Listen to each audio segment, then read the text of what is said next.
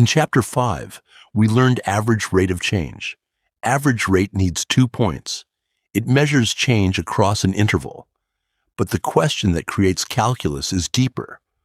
What is the rate of change at one exact moment? This chapter is about the bridge from an interval to an instant. Why do we even need instantaneous rate? Imagine a family driving from New York City to Boston. The whole trip may be about 215 miles. If the trip takes about 4 hours, the average speed is roughly 54 miles per hour. But during the drive, the car may slow down in traffic, speed up on the highway, or stop at a signal. A child asks, "Dad, what speed are we going right now?" The answer is not the average speed of the whole trip. It is the speed shown by the speedometer at that instant.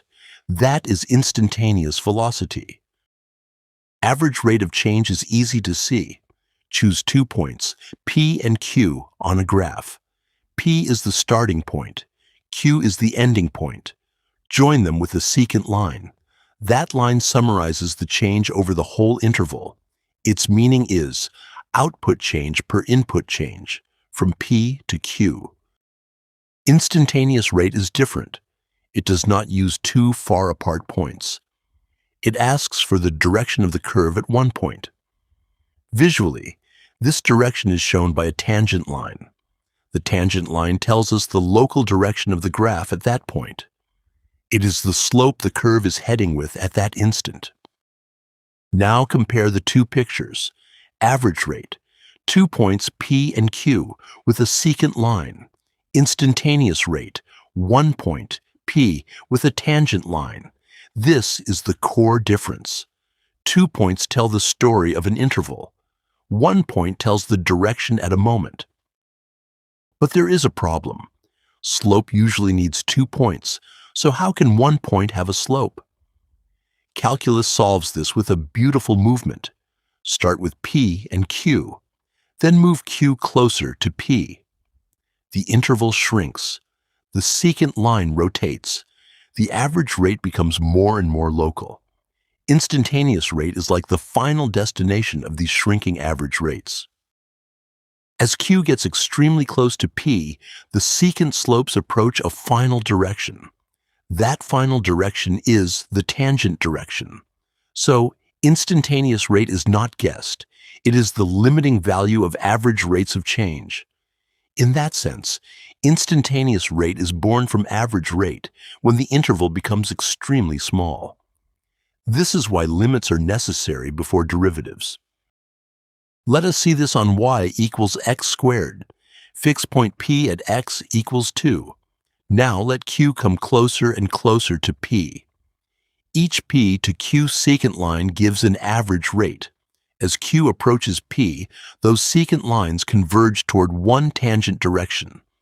That final tangent represents the instantaneous rate at x equals 2.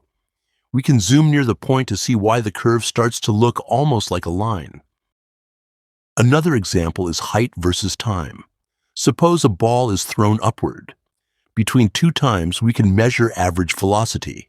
But at the exact highest point, the instantaneous velocity is 0, because at that instant, the ball changes direction. Average velocity over a large interval may hide that moment. Instantaneous rate reveals what is happening right now. At this stage, do not rush to derivative rules. The main idea is this. Average rate uses an interval. Instantaneous rate is the limit of average rates as the interval shrinks. The derivative will later give us notation and calculation methods, but the meaning comes first. Students often confuse the picture. Instantaneous does not mean there is no movement. It means rate at that exact moment. Tangent does not only mean touching. In calculus, tangent means local direction, and derivative rules are not the meaning. The meaning comes from the limit of average rates. Chapter 6 gives us the key bridge. Average rate of change uses 2 points and a secant line. Instantaneous rate of change uses 1 point and a tangent direction.